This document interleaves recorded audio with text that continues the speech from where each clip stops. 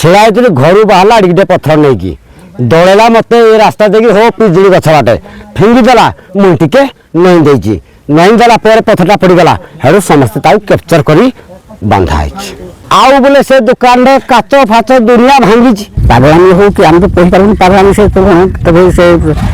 7-8 ଥର ହେଲାଣି ସେ ଉତ୍ତପ୍ତ ହେଇ ସମସ୍ତଙ୍କୁ ବାଡ଼ାମିଟା କରୁଛି ଆଉ ଘର ଦ୍ୱାର ସବୁ ଭାଙ୍ଗି ଦେଉଛି ଆଉ ଯିଏ ଯାଉ କଲେ ସେ କିଛି ମାନୁନି ତା ବାପାକୁ ଆମେ ବି କହିବୁ ଯେ ଆଉ ତୁମ ପୁଅକୁ ନେଇକି ଟିକେ ମେଣ୍ଟାଲ ହସ୍ପିଟାଲରେ ନେଇକି ଟିକେ ଚେକଅପ୍ କର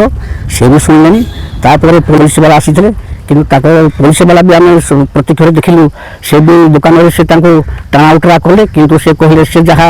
ପୋଲିସଙ୍କର ମତାମତ ଯଦି ଆମେ ୟାକୁ ନେଇକି କ'ଣ କରିବୁ ଯଦି ପାରୁ